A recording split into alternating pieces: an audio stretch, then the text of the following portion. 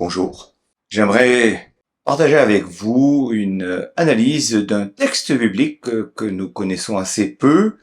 Et j'ai donné comme titre Les grands bouleversements livrés et la gloire dans la persévérance. Nos vies sont marquées par des événements heureux ou malheureux qui nous permettent d'avoir des repères dans notre histoire et nous raccrochent aussi à l'histoire avec un grand H. Mon épouse était championne pour dater des événements extérieurs en fonction de la date de naissance d'un ou de l'autre de nos enfants. Dans l'histoire du monde, et suivant nos âges, on a des repères importants, dont un qui a marqué récemment nos générations. C'était avant ou après le Covid. Les plus anciens disaient que c'était avant ou après la guerre. Plus loin encore, en ce qui nous concerne, 3 éléments importants marqueront éternellement l'histoire et la nôtre en particulier. Le premier, c'est la naissance, et c'est celle de Jésus. Elle était un événement planétaire. Si les bergers sont venus l'adorer, il reste que des savants appelés mages, qui venaient de différents pays lointains, des non-juifs, sont venus apporter des cadeaux de grande valeur. Ce fut le début de notre ère. Ainsi démarre notre calendrier il y a 2024 ans. Le second événement qui marquera le début de la chrétienté, c'est cette Pâque juive de l'année 33, qui va premièrement donner Pâques au pluriel en corrélation directe avec la Pâque juive, qui va apporter le jour férié à un dimanche plutôt qu'à un samedi, le Shabbat, et qui va amener aussi la naissance des églises. Un événement qu'on nommait souvent, c'est l'année 70 de notre ère, qui apporte pourtant une révolution de taille avec la destruction programmée par Dieu du temple à Jérusalem. Non, ce ne sont pas des vilains voyous qui sont venus tout saccager par un malin plaisir, mais des Romains, pour arrêter une révolte juive, envoyés par Dieu pour abolir le système des sacrifices de l'Ancien Testament et mettre en avant, comme sacrifice expiatoire ultime, Jésus, pour ceux qui viennent après lui, et aussi pour ceux qui sacrifiaient avant lui. C'est autour de cette période, probablement avant cette destruction du temple par le feu, que va écrire un homme, un tantinet révolutionnaire, autant par son état que par ses propos. On va donc voir le personnage, le contenu de son épître et les retombées pour nous, chrétiens du XXIe siècle, et j'ai donc nommé Jude. Premièrement, la Jude révolution.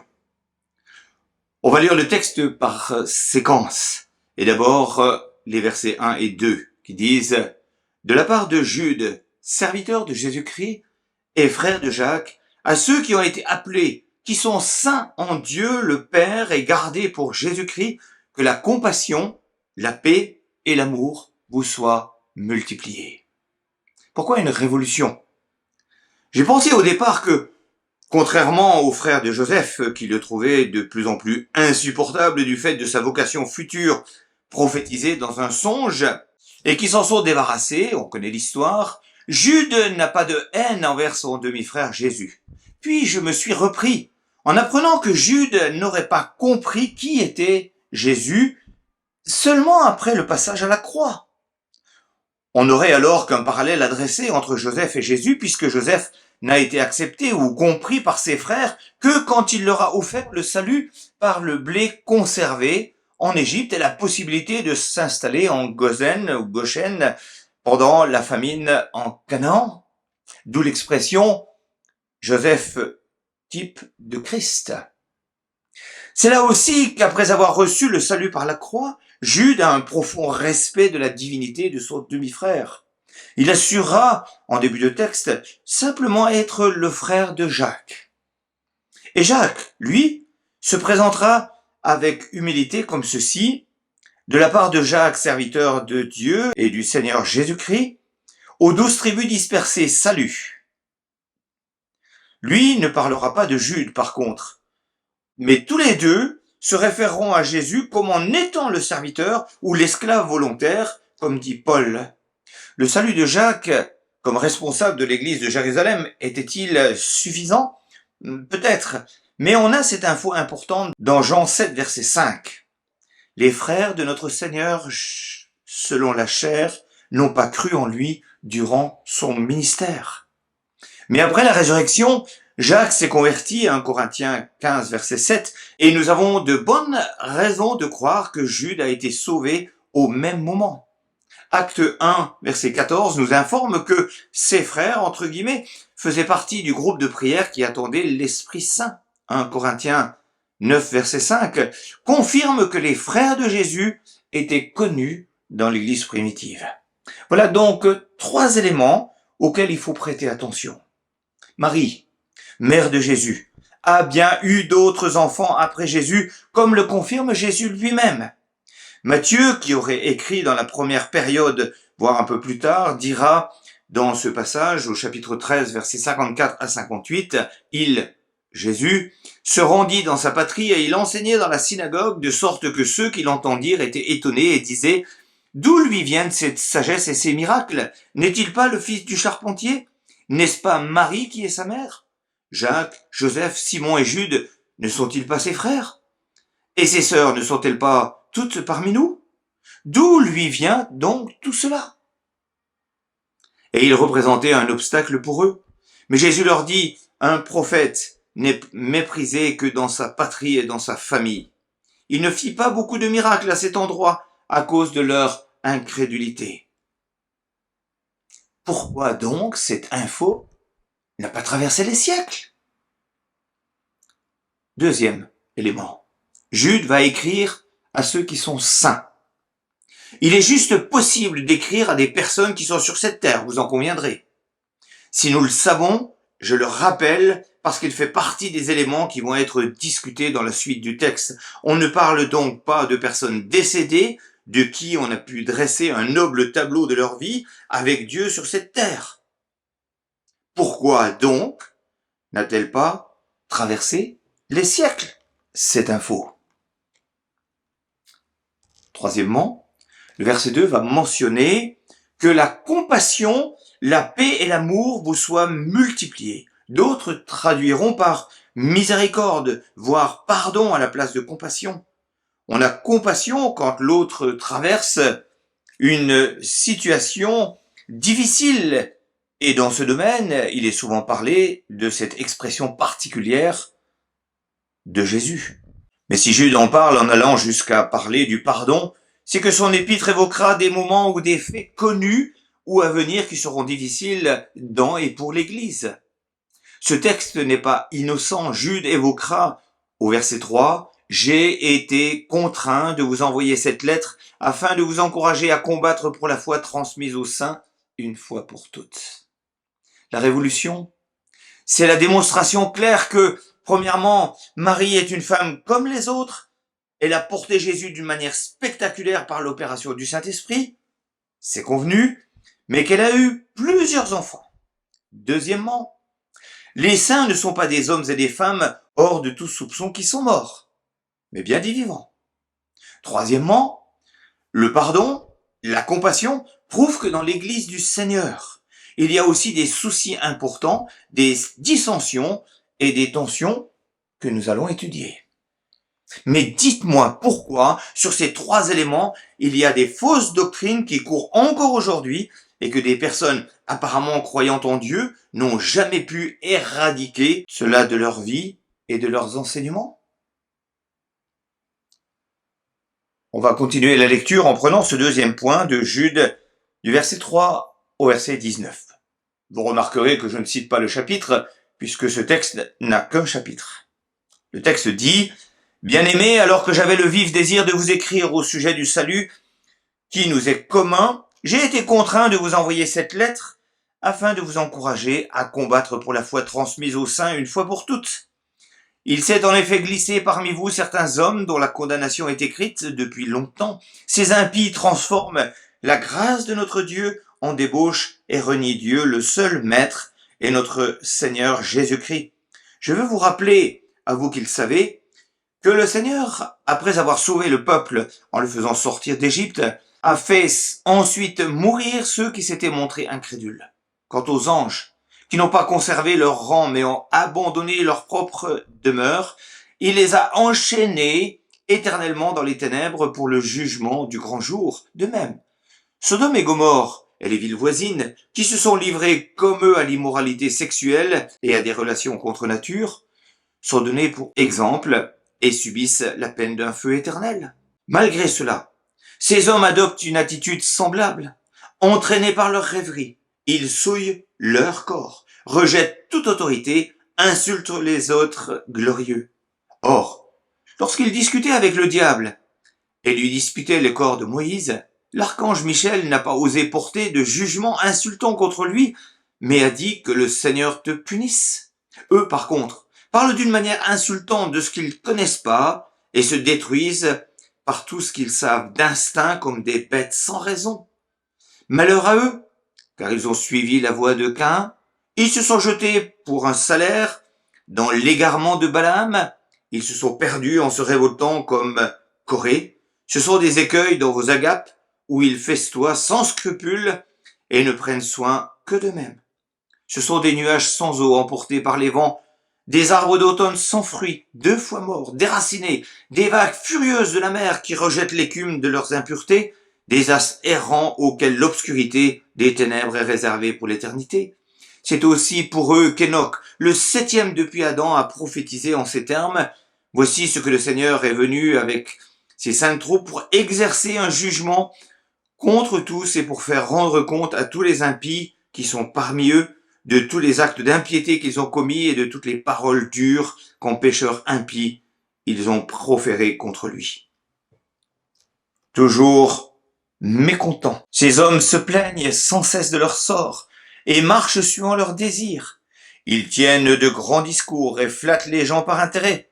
Quant à vous, bien-aimés, souvenez-vous de ce que les apôtres de notre Seigneur Jésus-Christ ont annoncé, et ils vous disaient: à la fin des temps, il y aura des moqueurs qui vivront en suivant leurs désirs impies. Ce sont ceux qui provoquent des divisions, sont dominés par leur nature propre et non pas l'esprit avec un E majuscule. Jude, on l'appelle les actes des apostats. Drôle de titre proposé par un commentaire pour ces quelques versets de l'avant-dernier livre du Nouveau Testament. On va donc en chercher les raisons. Notons que ce livre est un parallèle très proche de la 2e épître de Pierre au chapitre 2. L'un s'est-il inspiré de l'autre? Se sont-ils inspirés tous les deux de la même source? On n'en sait rien. Mais il parle des faux prophètes de l'époque et qui se perpétuent. Quelles sont donc les caractéristiques de ces faux prophètes qui existent encore aujourd'hui? Verset 4, ces hommes se sont glissés dans l'église. C'est insidieux avec une volonté de nuire. Verset 4 encore, ils renient Dieu. Mais pourquoi viennent-ils au rassemblement de l'église? Ils transforment la grâce de Dieu en débauche. Exemple. Puisqu'il y a la grâce pour tout péché, péchons, et Dieu pardonnera. C'est contraire à ce que dit Romains chapitre 6, verset 5, par exemple. Malgré leur condamnation programmée suite à leur attitude, et idem à celle des anges déchus, et la fin de Sodome et Gomorre, ancien jugement bien identifié, ils poursuivent leur infection dans le corps du Christ. Ils souillent leur propre corps. Infamie sexuelle, entre autres, est-il noté. Ils rejettent toute autorité, dont celle de Dieu. Ils insultent les êtres glorieux, notamment les anges. Ils parlent d'une manière insultante. Ils sont égoïstes. Ils s'autodétruisent. Ils se plaignent de tout et tout le temps. Ils marchent suivant leurs désirs personnels. Ce sont de beaux parleurs. Ils caressent les gens dans le sens du poil. Et versets 18-19, il y aura des moqueurs qui vivront en suivant leurs désirs impies. Ce sont ceux qui provoquent des divisions, sont dominés par leur nature propre et non pas l'esprit, à savoir l'esprit de Dieu. On va parler aussi de jalousie. Ils ont suivi la voie de Caïn, est-il dit. On va parler aussi de soudoiement. Ils se sont jetés pour un salaire dans l'égarement de Balaam. Et le dernier point, c'est la révolte. Ils se sont perdus en se révoltant comme Corée. Ils sont décrits d'après ce texte comme des récifs cachés lors de vos agapes, donc des repas en commun, des nuages sans eau emportés par les vents, des arbres en automne sans fruits, 2 fois morts, arrachés par les racines, des vagues furieuses de la mer, écumant leur propre honte, des étoiles errantes pour lesquelles l'obscurité des ténèbres est réservée éternellement. Et on les a dans l'Église. Mais comment peut-on se faire piéger malgré ces recommandations? Pourtant, les exemples de jugement pour ces personnes, les jugements de Dieu sont manifestes. Il y a plusieurs exemples qui sont cités comme les incrédules sortis d'Égypte qui sont morts dans le désert, les anges déchus, Dieu les a enchaînés éternellement dans les ténèbres, Sodome et Gomorrhe, et les villes voisines, qui se sont livrés comme eux à l'immoralité sexuelle et à des relations contre nature, sont donnés en exemple et subissent la peine d'un feu éternel. Destruction totale connue. Le sel de la femme de Lot pourrait encore en témoigner. Par crainte du jugement de Dieu contre lui, même l'archange Michel n'a pas contesté avec le diable, mais il a laissé Dieu le réprimer. Si l'archange ne se mouille pas, c'est qu'il connaît et il a la crainte lui-même du jugement de Dieu. Alors plusieurs questions s'imposent. Avant de se poser la question de savoir s'il y a dans mon église des personnes qui ressemblent à s'y méprendre à ces faux docteurs, qui, je vous le fais remarquer, ne sont pas l'enseignant dans l'église que je n'aime pas. Est-ce que je ne devrais pas vivre un temps de check de ma propre vie, par le biais de la parole de Dieu, entre autres, pour voir si je ne descends pas dans ces eaux troubles? Deuxième chose, à nous de prier aussi pour les responsables de l'Église, qui eux, comme il est dit dans la parole, seront jugés plus sévèrement, afin qu'ils aient le bon discernement pour détecter ce genre de personnes et qu'ils sachent prendre les bonnes décisions, notamment en vue de la repentance et du salut de ces faux prophètes. Troisièmement, ces faux prophètes, peut-on les comparer à l'ivraie semée par l'ennemi dans le champ de blé, où le Seigneur conseille de le laisser pousser avec le blé et que le moissonneur, Dieu lui-même, triera à la fin? Matthieu 13, versets 24 à 30. Jude n'est pas explicite sur la conduite à tenir, pas plus que Pierre. Nous, on les virerait. Sauf ces versets 22 et 23 qui mentionnent « Ayez compassion des uns en faisant preuve de discernement. Quant aux autres, sauvez-les avec crainte, en les arrachant au feu, en détestant jusqu'aux vêtements souillés par leur contact. » Et Jude conseillerait d'user de compassion, de discernement, d'évangélisation et de dégoût jusqu'aux vêtements. Paul dira dans 1 Corinthiens 5, verset 12, « Maintenant, ce que je vous ai écrit, c'est de ne pas avoir des relations avec quelqu'un qui, se nommant frère, est impudique ou cupide, ou idolâtre, ou outrageux, ou ivrogne, ou ravisseur, et de ne même pas manger avec un tel homme. Qu'ai-je en effet à juger ceux du dehors? N'est-ce pas ceux du dedans que vous avez à juger? » Alors la question, est-ce que les deux cas sont identiques? Pas sûr, pas sûr. Mais on s'en approche. Nous cherchons à ne pas nous souiller, ni à être dérangés par ce genre de personnes, mais Dieu nous appelle à évangéliser ces âmes perdues. Dernière mise en garde, si certains de ceux-ci enseignent, c'est qu'on leur a laissé la parole, et que le discernement ou la volonté de faire face a manqué à un moment ou à un autre dans la vie d'Église. D'où l'appel au discernement divin. Troisième point et dernier, inquiet, sûrement, mais je veux louer Dieu. Jude 20 à 25. Quant à vous, bien-aimés, édifiez-vous vous-même sur votre très sainte foi et priez par le Saint-Esprit. Maintenez-vous dans l'amour de Dieu en attendant le jour où la compassion de notre Seigneur Jésus-Christ sera manifestée pour la vie éternelle. Ayez compassion des uns en faisant preuve de discernement. Quant aux autres, sauvez-les avec crainte en les arrachant du feu, en détestant jusqu'aux vêtements souillés par leur contact. À celui qui peut vous garder de toute chute et vous faire paraître devant sa gloire, irréprochable dans l'allégresse, oui, à Dieu seul, sage, qui nous a sauvés par Jésus-Christ notre Seigneur, appartiennent gloire, majesté, force et puissance, avant tous les temps, maintenant et pour l'éternité. Amen.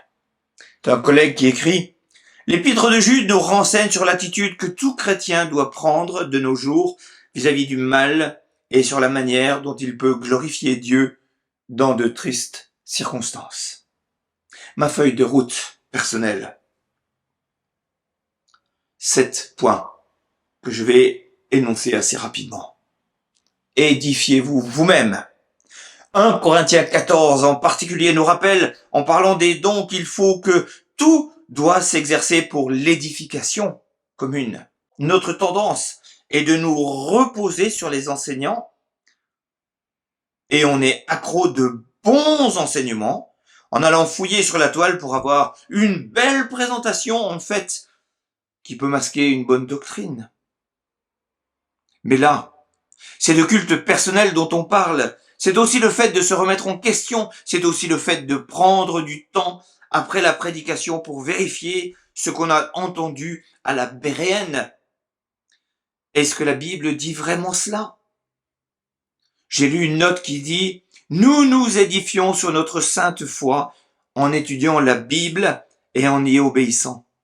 Une familiarité constante avec la parole nous conduit positivement sur la voie de la justice et nous avertit contre les périls rencontrés en chemin. » Monsieur Pickering écrit « Les hommes peuvent bien dénigrer la doctrine, mais c'est elle qui produit du caractère et non l'inverse. » Deuxième, prier par le Saint-Esprit.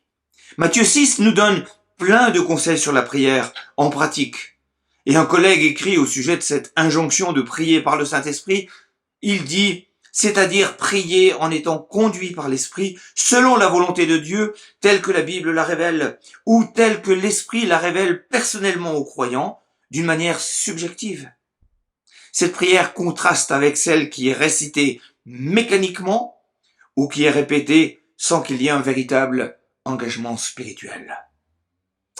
Troisièmement, maintenez-vous dans l'amour de Dieu. On a une soif permanente d'être aimé, mais l'amour, même dans un couple, a besoin d'être alimenté en permanence. Dieu le mentionne dans l'Apocalypse par ces mots. Ce que je regrette, c'est que tu as abandonné ton premier amour, alors repens-toi. Quatrième, ayez compassion, comme Jésus, mentionné dans le verset précédent. Compatir n'est pas médire sur l'autre, mais c'est l'aider dans sa situation avec les moyens que Dieu nous a donnés. Compatir, c'est s'attendrir sur la situation de l'autre. Cinquièmement, faites preuve de discernement. Que Dieu entende nos prières sur ce sujet. Sixièmement, sauvez-les en détestant en même temps leurs pratiques. C'est là le danger qui nous guette, se laisser entraîner par leurs pratiques pour les gagner au Seigneur. Que Dieu nous garde de nous laisser entraîner. Septième, attention. On parle ici de faux prophètes et on ne tombe pas, me semble-t-il, dans la réflexion de Paul de 1 Corinthiens 7, 9 à 13 qui conseille de ne pas manger avec des gens qui se nomment frères, sont cupides, ivrognes, ravisseurs, etc. et donc qui persistent dans leurs péchés sans désir de se repentir et qu'il faut chasser. La pensée du Seigneur. Verset 24. Dieu veut nous garder. Il veut nous faire paraître aussi devant lui, irréprochable et dans l'allégresse. Verset 25, nous verrons sa gloire, sa majesté, sa force et sa puissance jusque dans l'éternité. Le Seigneur a aussi son inquiétude avec cette phrase de Jésus dans la parabole du juge Nick, dans Luc 18, versets 7 et 8, qui dit « Et Dieu ne fera-t-il pas justice à ses élus, qui crient à lui jour et nuit, et tardera-t-il à leur égard? Je vous le dis, il leur fera promptement justice. Mais quand le Fils de l'homme viendra, trouvera-t-il la foi sur la terre ?» Dès le verset 20, de précieuses ressources nous sont données pour faire face au mal. L'attachement aux enseignements de la parole de Dieu, notre très sainte foi, la dépendance de Dieu en priant par le Saint-Esprit, la jouissance de l'amour immuable de Dieu dans lequel nous pouvons demeurer, l'espérance de la vie éternelle où nous entrerons pleinement à la venue du Seigneur. Je vais lire 2 passages particuliers en rapport avec tout cela. 2 Timothée 4, versets 1 à 5.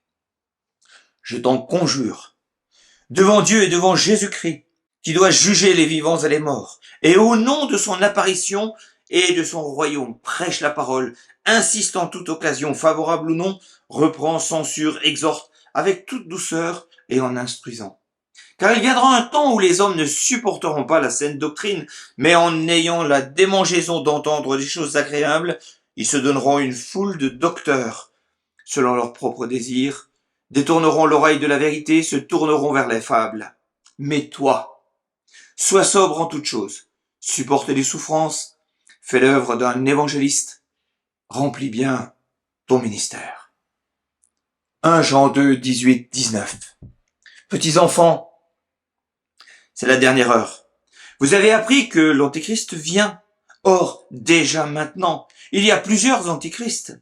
Par là, nous reconnaissons que c'est la dernière heure. Ils sont sortis du milieu de nous, mais ils n'étaient pas des nôtres. Car s'ils avaient été des nôtres, ils seraient restés avec nous. Mais cela est arrivé afin qu'il soit bien clair que tous ne sont pas des nôtres. D'où le terme qui a été donné de apostat et de apostasie.